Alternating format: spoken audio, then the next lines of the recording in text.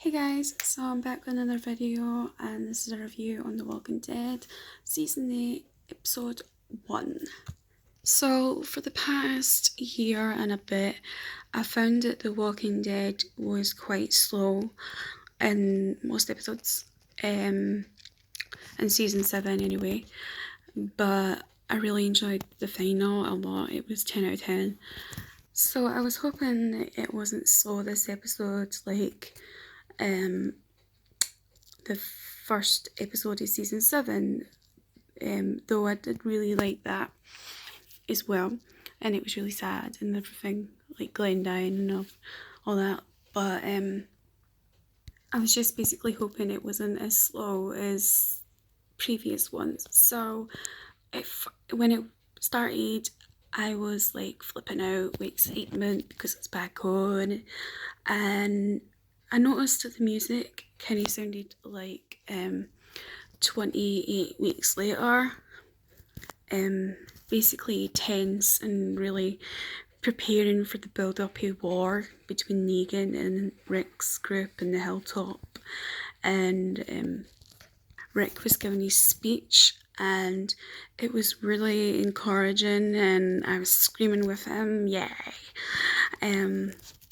And then we flipped to what seemed to be a flashback, but I actually think it is a future, a fast forward, so to speak, because Rick is old and he has Michonne, and then we flip back to present and Rick goes to kiss Michonne and it says bye to Carol to head out to start the war. And we see Daryl being badass in this episode. To be honest, I have felt like Daryl has not really been Daryl, so to speak, for a while, especially him being traumatized all last season with Easy Street. So it was good to see Daryl kind of develop back into Daryl, if that makes sense. Like when he's blowing up walkers and, you know.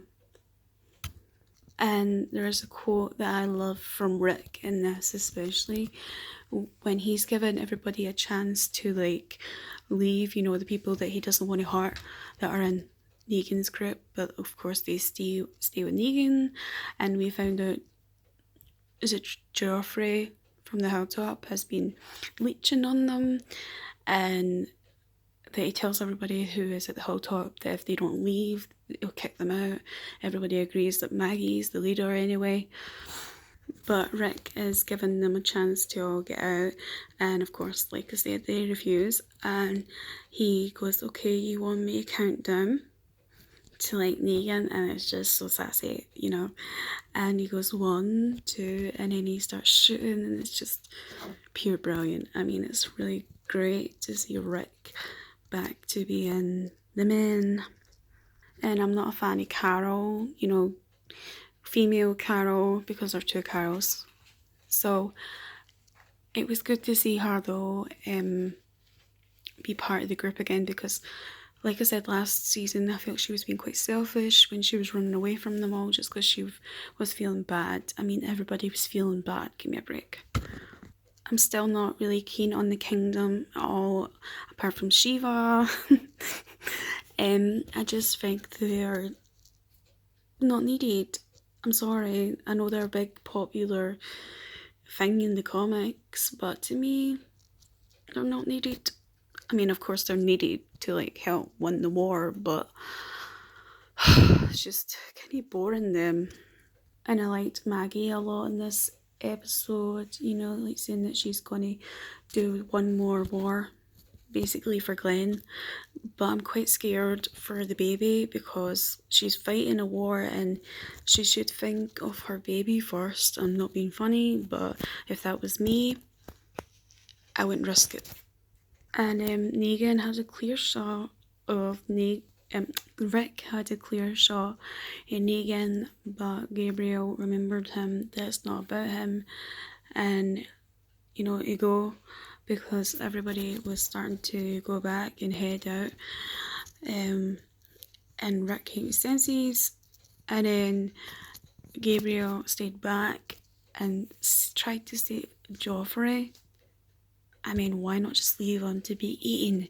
And then the little mole goes and fucking steals the car and leaves Gabriel all alone, surrounded with walkers. If that's not bad enough.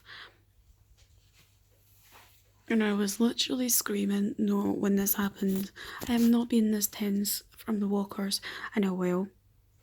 When Gabriel went inside this building and Negan was there and he's like, "You're going to shit your pants." And you know what that means. Negan is going to literally beat the hell out of him and have no mercy for him whatsoever because he's evil. So that's Gabriel a goner basically, I think.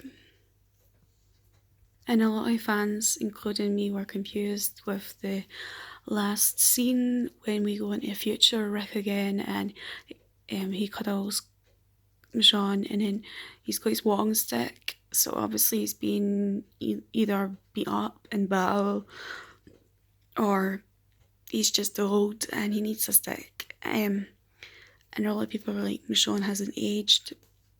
But when you think about it, Rick's been under a lot of pressure and stress adds years onto you, and men are, in most cases, go grey sooner than women. But then, if that was not confusing enough, we then go back to the start.